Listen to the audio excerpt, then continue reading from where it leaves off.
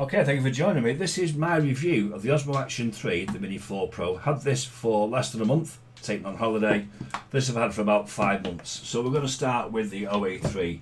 Things I love about the OA3. First of all, the quick on. Press the button and it turns on straight away. No waiting for it to boot up. No missing that really good shot because you're waiting for it to boot up. The other thing I like is the fact that you can just switch the screens like that. Can we see that, did we? And then just swipe up. You can just literally just swipe from screen to screen, no having to press this button on the side like you did with the OA1. Other things do I like about it. Yes, this is the thing I like about it. Let's see if I can show this on the camera. Right, so that's the view. And as I go from side to side, you can see the image, no matter how quick I move up and down. It's like having one of the gimbals on a quad inside the camera. So the footage is absolutely smooth as anything.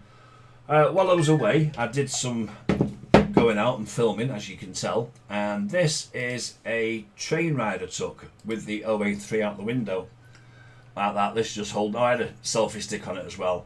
Now this was a very bumpy journey. Portugal roads aren't as bad as, well, they're not great, they're good, but they are quite bumpy. And this train's a big old lumpy metal thing banging around.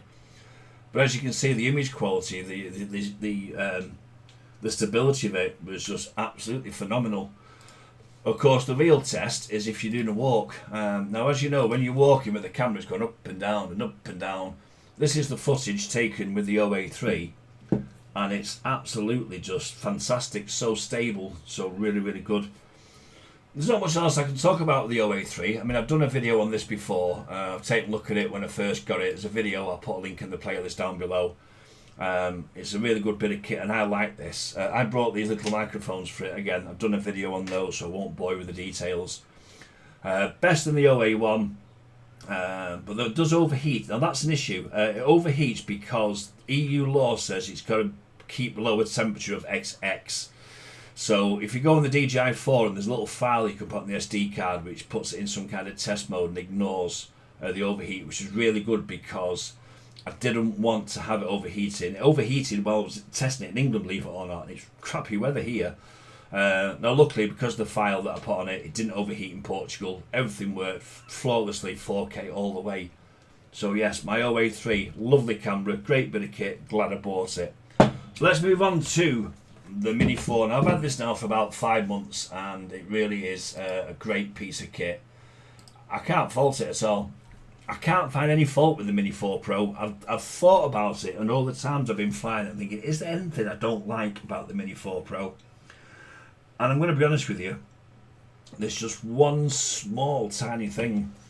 When it's in the air, it can be really twitchy. When you're sort of just trying to knock it to sort of get into position overhead, it is quite twitchy. Now that has been mentioned on the forums, other people have noticed it as well. Yes, you could probably change the settings on the sticks if you wanted to, but I'm not going to do that. It just, once it's in the air and flying, it's great. It's just when you're sort of trying to bring it down to sort of land somewhere. Now I have noticed something with the Mini 4. Now I took a beach flight while I was away. Let me just show you this beach flight. This is on my channel. This was filmed in 4K, this footage. And when I was filming this, I was stood quite a distance away and the signal was good. But when I put it up onto YouTube, I thought, hang on a second, I did a video over a place called Isla Sanoa, which is an island in the Dominican Republic. And I've got to wait for an advert to load, so bear with me a second while it just gets rid of this advert. The point I'm making is this. On this was filmed with the Mini 2.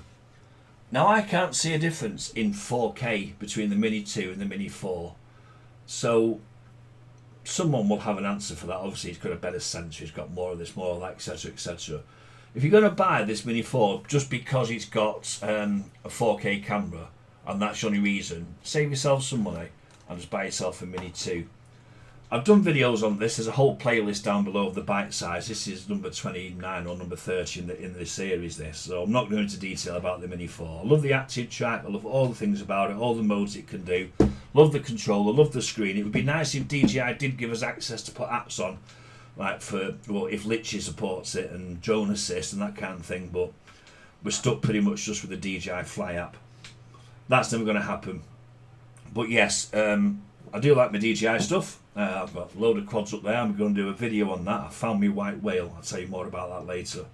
So yes, great bits of kit. If you want to buy a camera and you're deciding between the OA3 or the OA4, which is out now, I believe there's no A5 due as well at some point maybe, or GoPro, I've always stuck with DJI. I've got a giveaway coming up. If you got this far through the video, I've got a giveaway coming up. I've got some little cases for the Mini 4 and the Mini 2 that I use on holiday. No use to me now, so I'm going to give them away.